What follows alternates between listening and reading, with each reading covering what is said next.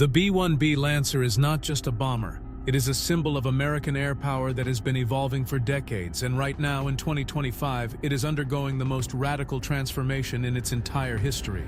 What started as a Cold War-era supersonic strike aircraft has become one of the most lethal, adaptable, and technologically advanced platforms in the United States Air Force arsenal. And the upgrades currently being implemented are so significant that foreign military analysts, particularly in China and Russia, are paying very close attention. Leave your like, subscribe, and share. Let's begin. Let's start with the basics. The B-1B Lancer entered service with the USAF in 1986. It was designed during the Reagan administration as a low-level, supersonic penetrating bomber capable of evading Soviet air defenses. Unlike the B-52 Stratofortress, which flies high and relies on standoff weapons, the B-1B was built to fly fast and low, using terrain masking to survive in contested airspace. It can reach speeds of up to Mach 1.25, making it the fastest bomber in the U.S. inventory. Its variable sweep wing design allows it to optimize aerodynamics for both high-speed dashes and efficient cruise flight. With a maximum takeoff weight of over 477,000 pounds and an unrefueled range exceeding 5,500 miles, the Lancer is a long-range, heavy-hitting machine built for serious business. But here is the thing.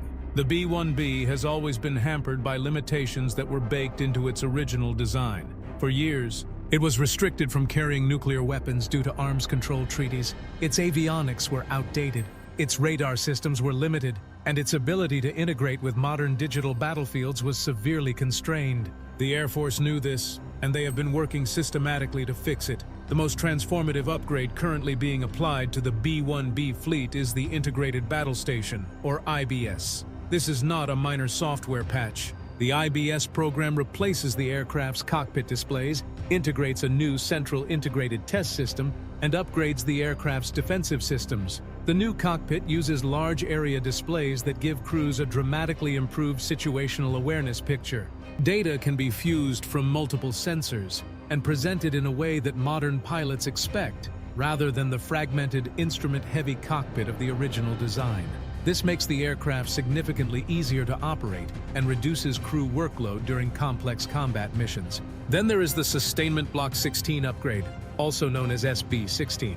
This program is particularly important because it dramatically improves the B-1B's ability to carry and employ hypersonic weapons. The Air Force is integrating the AGM-183A ARRW, the Air-Launched Rapid Response Weapon, onto the B-1B platform. This is a hypersonic glide vehicle that can travel at speeds exceeding Mach 5 and strike targets at ranges over 1,000 miles. The B-1B, with its massive internal weapons bay, can carry multiple ARRW missiles simultaneously. This transforms the Lancer from a conventional bomber into a hypersonic strike platform that can threaten high-value targets deep inside enemy territory without the aircraft ever entering dense air defense zones. Let's talk about the weapons capacity because it is staggering.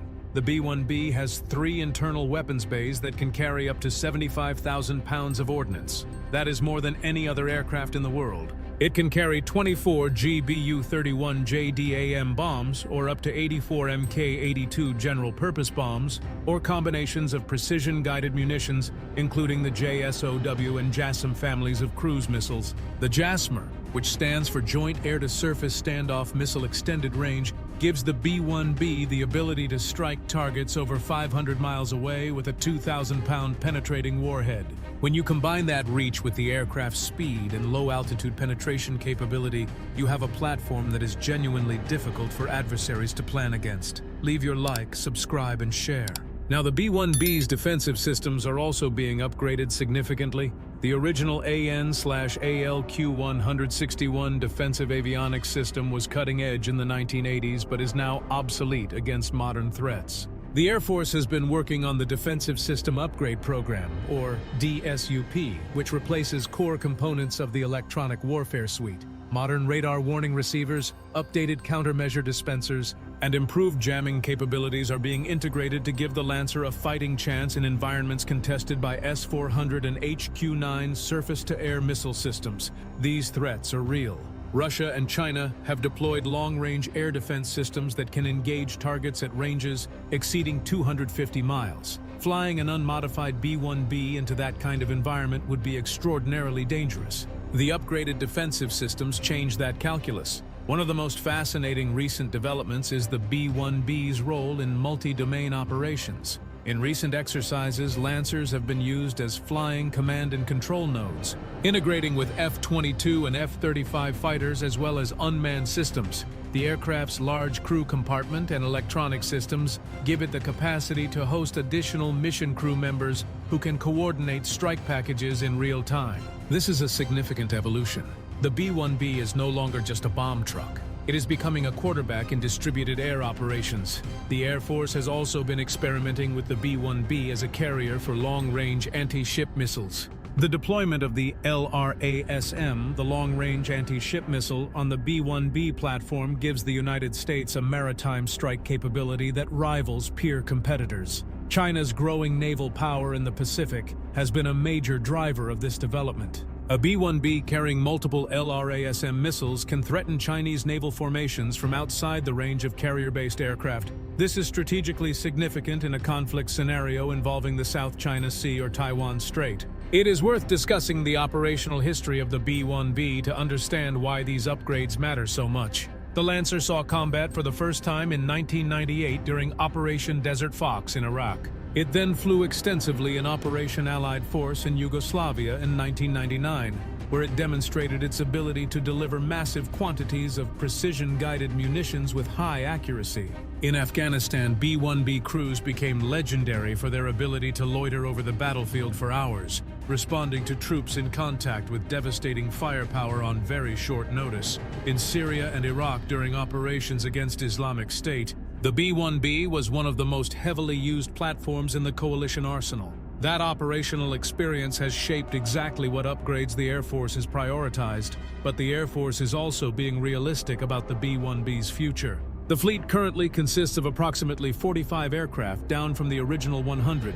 Maintenance costs are high, and the airframes have accumulated significant flight hours. The Air Force has accelerated the retirement schedule for some aircraft in order to free up funding for the B-21 Raider program, which will eventually replace both the B-1B and the B-2 Spirit. However, the B-21 will not reach initial operational capability until the mid-2020s, and it will be years before it is available in sufficient numbers. That means the B-1B will remain a frontline asset well into the 2030s. The upgrades being applied now are not just about capability improvement. They are about keeping this aircraft relevant during a period of extreme strategic competition. The relationship between the B-1B and the emerging concept of agile combat employment is also worth examining. ACE is a doctrine that disperses aircraft across multiple smaller bases to reduce vulnerability to precision missile strikes. The B-1B's long range and large fuel capacity make it well suited for this concept. It can operate from bases that might seem too remote or austere for other aircraft, and its range means it does not need to be based close to potential conflict zones. In a scenario involving a peer competitor like China, this is enormously valuable. Chinese missiles like the DF-26, the so-called Guam killer, threaten large fixed bases throughout the Western Pacific. Dispersed B-1B operations complicate targeting for Chinese planners. Let us also consider the crews who fly the B-1B. The aircraft has a 4-person crew: a pilot, a co-pilot, an offensive systems officer, and a defensive systems officer. Training for the Lancer is conducted at Dyess Air Force Base in Texas, which is also one of the 2 main operational bases for the aircraft. Ellsworth Air Force Base in South Dakota is the other. The training pipeline for B-1B crews is rigorous, involving extensive simulator time before crews ever fly the actual aircraft. The offensive and defensive systems officers are specialists who go through years of training to master the aircraft's complex weapons employment and electronic warfare capabilities. These are not generalists. They are highly specialized operators who represent a significant national investment. The B-1B's role in nuclear deterrence is also worth noting, even though the aircraft itself is no longer nuclear certified. Under the START treaties, the United States eliminated the B-1B's nuclear capability and removed the nuclear interfaces from the aircraft. However, the aircraft's sheer conventional capability serves as a powerful deterrent in its own right. The ability to deliver tens of thousands of pounds of precision-guided munitions anywhere in the world within hours is a form of deterrence that does not require nuclear weapons. What is perhaps most remarkable about the B-1B story is how a platform designed for a completely different threat environment has been continuously adapted to remain relevant. The Cold War ended, but the Lancer survived. The focus shifted to counter-terrorism, and the B-1B excelled. Now the threat has shifted again to near-peer competition, and the upgrades being applied are designed specifically to address that challenge. The integration of hypersonic weapons, the improvements to electronic warfare, the expansion of multi-domain connectivity, all of it is oriented toward fighting and winning against adversaries like China and Russia. The B-1B Lancer is not finished, it is evolving, and in the world of modern air power, the ability to evolve is everything. The aircraft that once terrified Soviet planners is now being refitted to terrify a new generation of adversaries. Its massive payload, its speed, its range, and its new capabilities make it a platform that demands respect and careful consideration from anyone who might face it across a contested airspace. The upgrades to the B-1B are not just about one aircraft. They are about a broader American strategy to maintain air superiority in an era of great power competition.